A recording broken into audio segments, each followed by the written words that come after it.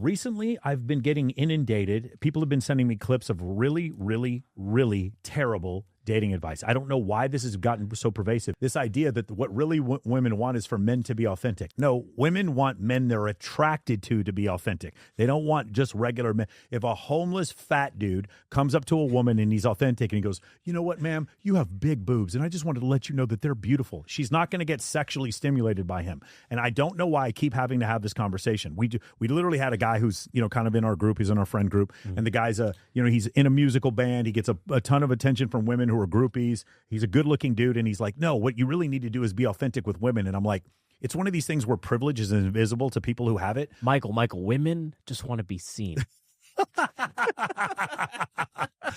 It's so funny, bro. It's like one of these things is like, if you're really good looking or if you play in a band or if you're a movie star, go be authentic. There's nothing wrong with that. Go, be yourself. Do those things. I'm not saying those things are wrong. And by the way, I'm not even saying you can't be vulnerable. Just be vulnerable. Don't be vulnerable with women you just met. Yeah. Like, let them earn that vulnerability. Now, what happens that's really bad is that women want to see that, and they fall for some of the scummiest humans on earth. The guys who fake cry or fake their vulnerability in order to get the girl, or they start saying pandering things about astrology and feelings and emotional maturity and all this kind of stuff that women want to hear. Yeah. And then they do that, and then they fall for these guys where, a lot of my clients are just no-nonsense, logical individuals who, want to tell the truth, and it's very difficult. So, I think that's part of what the issue is. But, like, in doing so, whenever I say, hey, you know what? If you fall down, get back up. Just be yourself and go talk to people. That's what people want to hear. And if you don't believe me, that's the theme of every movie. Every rom-com is just the normal dorky guy, do-de-do. In reality, the guy was like a male model before he becomes an actor. Do-de-do, normal guy, go up to a girl, you're real pretty. I was just watching Elf. And in that movie is the same shit.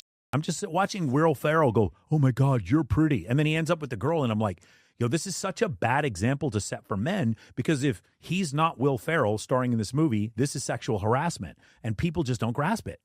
Yeah, actually, can you dive deeper? Because I've heard be yourself, and I think we've debunked that a bunch of times, but I keep hearing from other good-looking guys and female dating coaches about, like, being authentic. Yeah. What does that even mean? So the thing about being authentic is there are a few of you who can be authentic. Like, for instance, I think if you are a badass who speaks on stage constantly and you're able to motivate other people and you have just an amazing life and there's really no, like, chinks in your armor, there's a few people out there who could legitimately just be themselves and get, like, for instance, Dave Chappelle, because his job is to be funny and charismatic all the time, he could be truly authentic with a woman and attract her. Does that make sense? Yeah. But can we say that Dave Chappelle also, like, meticulously writes every second of his Correct. joke? But is he authentic? But I think, I don't know. So it's chicken or egg. Like, eventually it becomes him. Yes. If you keep saying the same lines over again, eventually Christian Bale becomes Batman.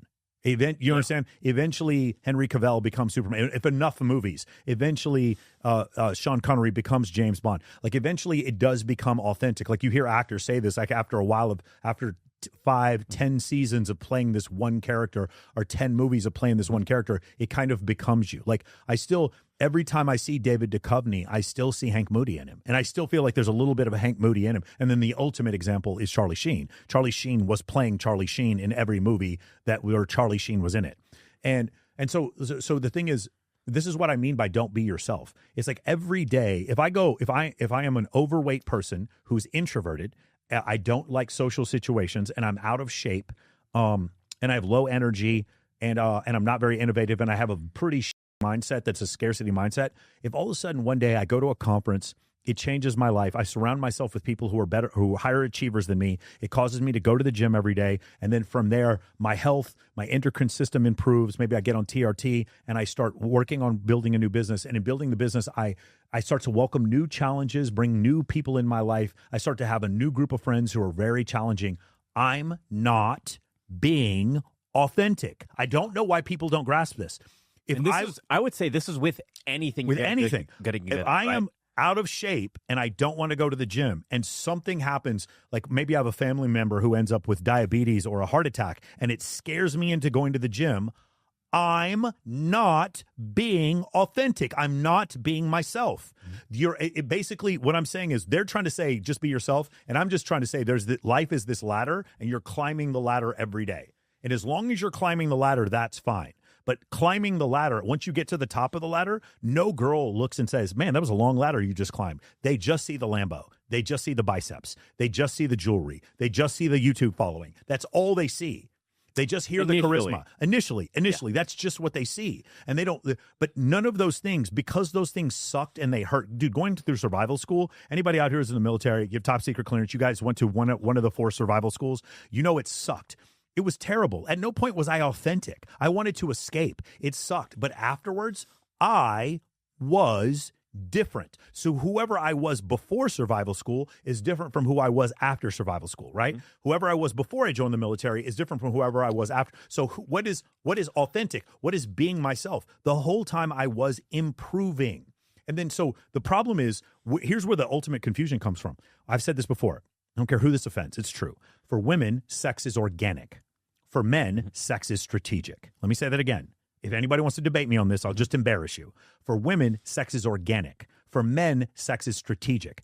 If in your whole life, sex has been organic for you because you've never had to work to get it, i.e. being an attractive woman, then you can believe in things. You can believe in this privilege of just being yourself, because a woman can be herself and be really attractive and be like, man, everyone's so nice to me. I think there's some gorgeous blonde with green eyes is like, everyone's so nice to me because I have great energy and they all just want to be friends with me. I get all these opportunities because I'm just a great person. And it's just, no. It's like, again, privilege is invisible to those who have it. Water is invisible to the fish who swims in it. Like, privilege is invisible to her. So from her standpoint, being organic works, because being organic does work for a beautiful woman. For a guy who's a Chad, it's the same thing. It's like, what women really want is for you to be authentic with them and just actually see them and just get down to their deepest character. I'm like, no, for you, that's what happens. And by the way, for me, let me say this. If I have a girl who I know is very attracted to me, let's just say we spend 2 weeks together on vacation, just we're very intimate, very close, very sexually attracted to each other the whole time. And it's just like there's no friction whatsoever. We're super attracted to each other.